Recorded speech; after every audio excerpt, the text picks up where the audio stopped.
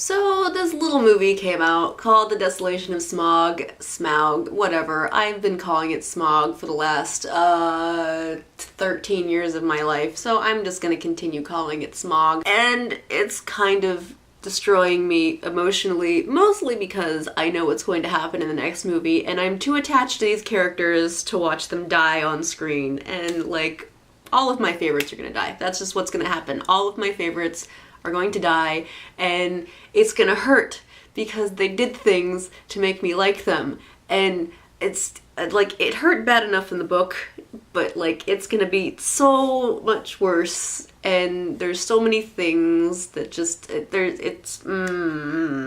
have problems, and I just want to talk about it. Needless to say, there's going to be some spoilers in this video, so if you have not seen The Hobbit, or if you've not read the book, or whatever your medium of choice of consumption is, just please, you know, don't get mad at me when I'm about to spoil the crap out of you. Let's just get the elephant in the room out of the way. Tauriel, I don't care.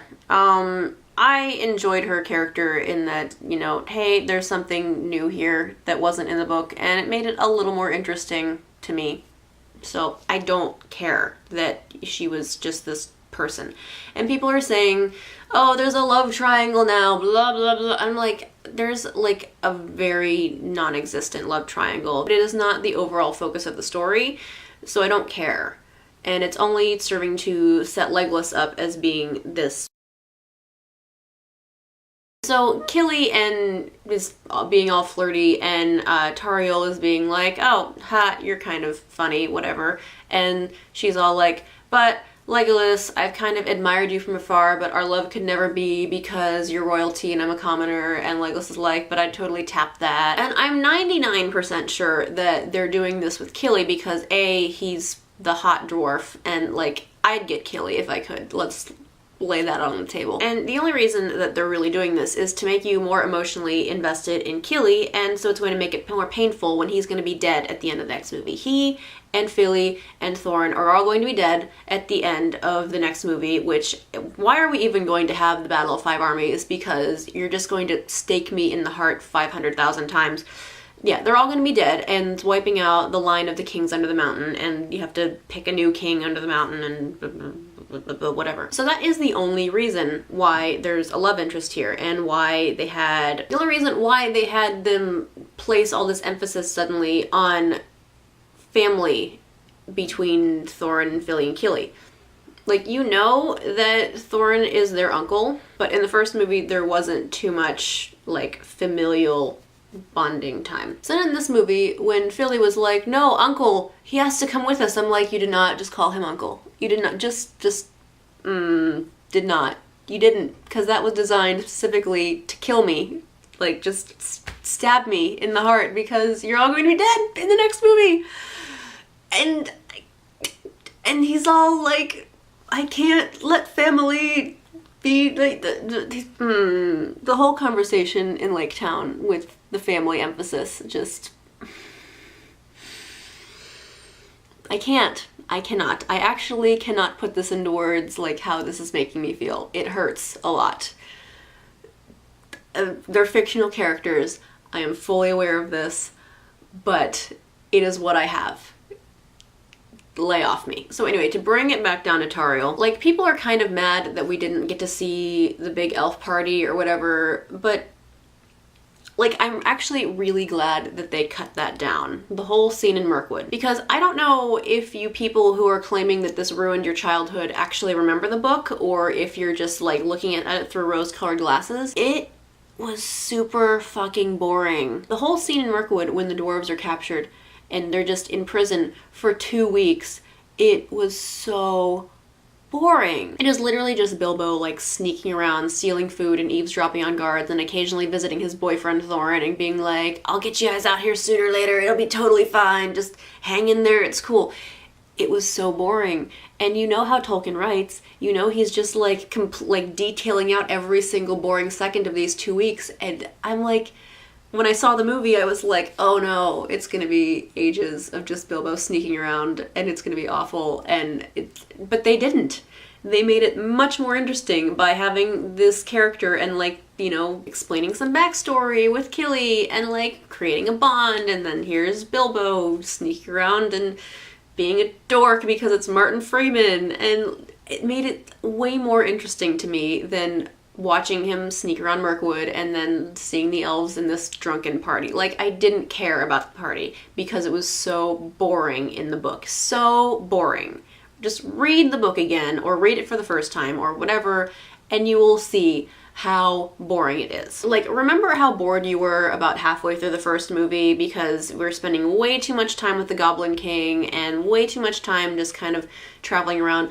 That would have happened again, and you would have hated it. So this, it was so much better the way that this was played out. So speaking of Mirkwood, Lee Pace, what are you, like,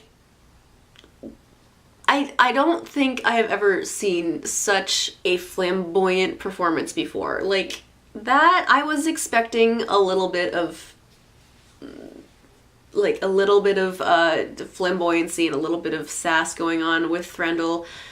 But what was that? That, I wanted to just laugh so hard, especially when they're first, like, they're bringing the dwarves in, and we're kind of getting some scenes of Mirkwood, and then all of a sudden, like, hair, and crown, and eyebrows, and intense eye. Like, did someone forget that we weren't shooting Beyonce music videos when they were editing this together? Because that was probably the most ridiculous thing I've ever seen in my entire life. So yeah, apparently Thranduil's a diva, and just, And Stephen Fry, like, I really didn't know that that was him at first. Like, I'm watching, I'm like, that has to be Stephen Fry. It has to be. No, maybe it's somebody else who just looks, no, it's Stephen, no, it's not, yes it is. I'm like, I'm the only person sitting in the theater at this point, like at the end of the movie. Everybody else is getting up and leaving, and I'm just sitting there like, no, I need to look at the credits because I can't wait half an hour for me to walk home to go on IMDb and see who was the master of Lake Town. I have to know now. So I was pleasantly surprised and pleasantly pleased to see that it was in fact Stephen Fry. And I'm really fascinated by how they're treating Thorin's character. I had a big, long, waxing poetic meta spiel about this on Tumblr last year for the first movie. So, you know, in the first trilogy, like, Aragorn, Viggo Mortensen had this really great way of playing Aragorn as having, like, this hidden air of majesty and, like, you know, oh, you know that he's actually going to be the king and he commands all this respect and whatever.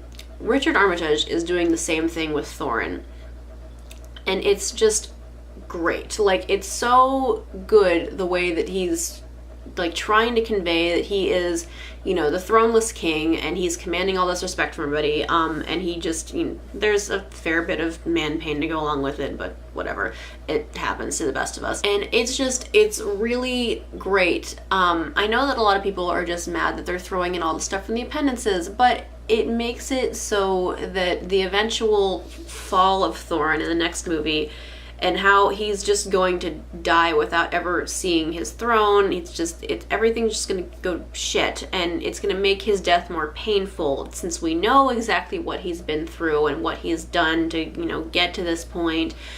And since we're starting to, like, set up his fall in this movie, and it really, like, it hurt. I knew it was coming, but it hurt me more than I was expecting to, because growing up, I still can't get rid of the image of this kind of cold and aloof and a little bit cruel Thorin in my head. But the first movie was kind of setting him up to be a little more, you know, like, he's kind of a jerk with a heart of gold kind of thing. Like, he just has this cold exterior because he's been through a lot of shit. And then, you know, this movie kind of continued into that, and then he started to get a little more hopeless, which was a really nice change to, like, you know, we're trying to break him a little bit.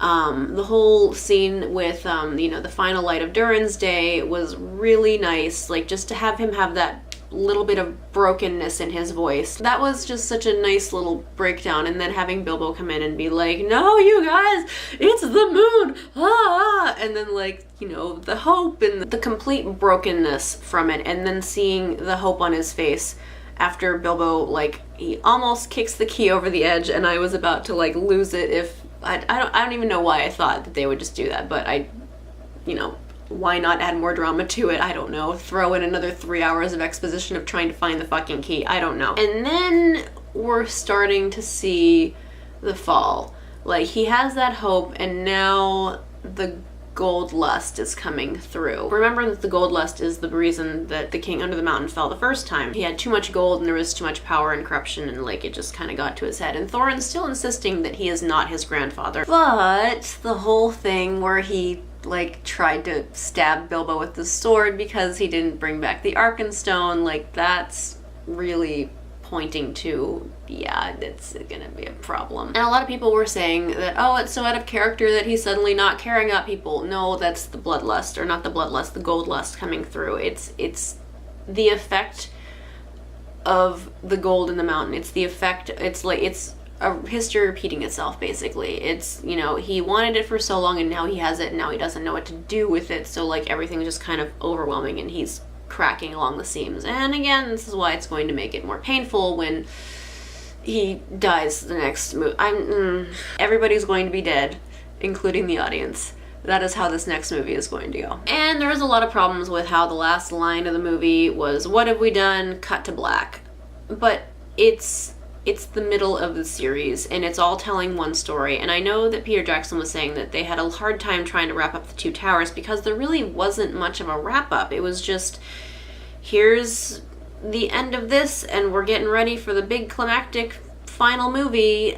So with this one, they just ended it. And I think that's fine. Where it's, you know, we still have another movie to wrap this up. Like, the last movie, it ended with, oh, and we all got saved from these trolls, and, you know, yay, everybody's alive. Well, now it's, yay, everybody's alive, but fuck, what's gonna happen next? Like, and I think that's okay. To me, it's kind of like how Back to the Future 2, like, everything was resolved from Back to the Future 2, except, you know, the Doc got sent back, and you're like, oh no, the movie's ending, how are we gonna, you know, Doc's gone, we don't know what happened to him, and like, suddenly here's this letter, and Marty McFly's like, he's alive, he's in 1895, but the Doc's alive, and, you know, clearly we're setting up for a to be continued for the next movie. And so, to me, I don't see much difference between what have we done, cut to black, and the Doc's alive, and here's this mini trailer for the next movie. It's a second movie in a series, and other people can have other opinions, and that's totally fine, but like,